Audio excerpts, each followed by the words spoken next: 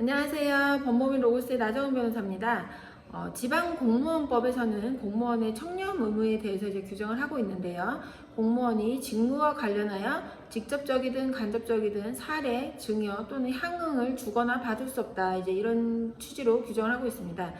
이 내용은 공무원이 직무에 관해서 사전에 부정한 청탁을 받고 직무상 부정행위 하는 것만 방지하려는 것이 아니고 사전에 부정한 청탁이 있었는지 여부나 금품 수수 시기를 가리지 않고 공무원의 직무와 관련된 금품 수수 행위를 방지하여 공무의 공정성을 확보하려는 그런 취지입니다. 그래서 이것이 뭐 사전에 청탁이 있었느냐 아니면 금품을 이 공무행위를 직무행위를 하기 전에 받았느냐 후에 받았느냐 이런 것을 가리지 않고 모두 포괄하여 이제 규정을 하고 있습니다.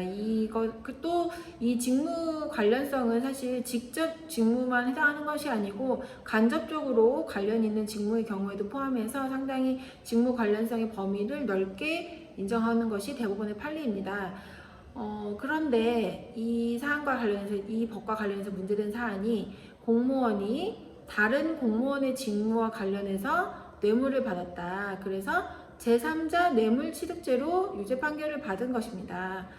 이 제3자 뇌물취득죄는 이제 형법에 규정이 되어 있는데 이것은 본인이 이제 공무원이 아닌 경우를 일단은 전제로 한 것입니다. 예를 들면 공무원의 배우자라던가 가족, 뭐 친구 등이 이 공무원의 직무와 관련해서 뇌물을 수수한 경우 그런 경우를 이제 먼저 상정을 한 것이긴 한데 공무원이 본인의 직무가 아닌 경우 다른 공무원의 직무에 대해서는 본인이 그 직무를 직접 담당하는 자가 아니기 때문에 이때는 이 다른 공무원의 직무에 대해서는 제3자에 해당하게 됩니다.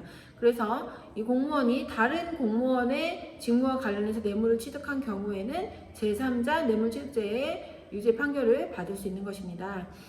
그렇다면 이 사람이 제3자 뇌물취득죄의 유죄 판결을 받았다는 말은 무슨 말이겠습니까? 그 뇌물을 수수한 그 대가가 된 직무는 이 사람의 직무가 아니라는 것입니다. 이것은 직접적인 관련이 없는 직무일 뿐 아니라 간접적인 관련도 없다는 그런 결론이 되는 것입니다.